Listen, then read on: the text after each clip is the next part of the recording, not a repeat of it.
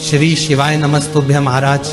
आप सभी लोग जानते हैं शारदीय नवरात्रि की तृतीया तिथि इस बार 2 दिन पड़ रही है, क्योंकि इस बार की नवरात्रि पूरे 10 दिनों की है।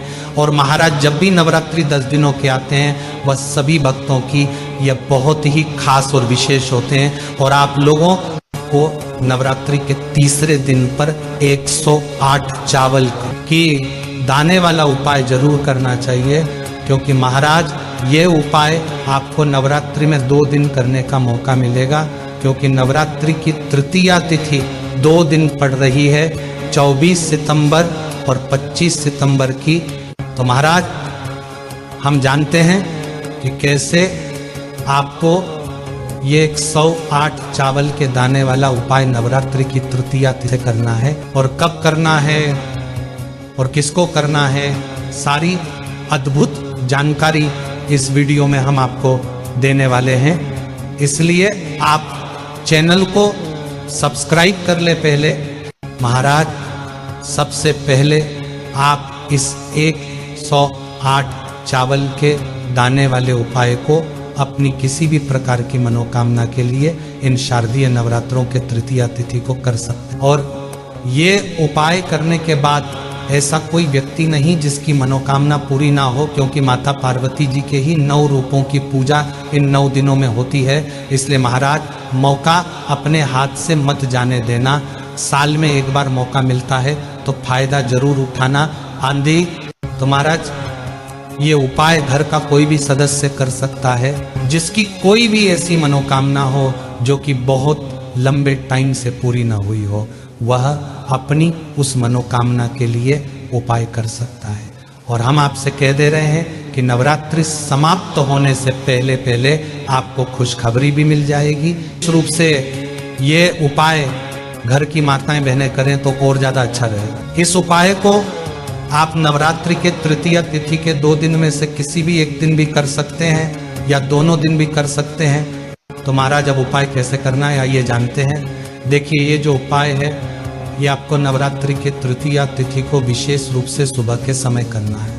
अगर आप किसी कारण में सुबह ना कर पाए तो फिर आप शाम के समय भी ये उपाय कर सकते हैं। और इस उपाय को आपको स्नान करके या हाथ मुंह धोकर ही करना है। सबसे पहले उपाय में हमको 108 चावल के दाने चाहिए, जो लेने के लिए आप अपने ही घर के रसोई घर में जाएंगे। आपके घर की रसोई घर में जहाँ पर चावल रखे जाते हो वहाँ से आप एक मुट्ठी चावल सबसे पहले निकाल लीजिए।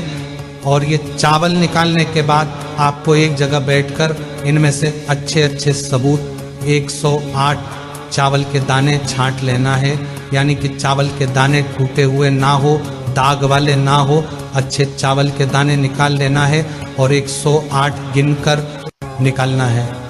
महाराज अब जैसे ही आप 108 चावल के दाने निकल लेते, हाँ अब आप इनको किसी कटोरी में रख लें या कोई एक कागज की पुड़िया लेकर उसमें बांध लें, ताकि आपका एक भी दाना इधर उधर ना हो। अब आपको ये 108 चावल के दाने लेकर सीधा अपने ही घर के पास में जो शिव जी का मंदिर हो वहाँ पर जाना है। देखिए महाराज अगर आप सुबह के समय इस उपाय को करने के लिए जा रहे हैं तो कम से कम आप 1 लोटा जल लेकर जाइए।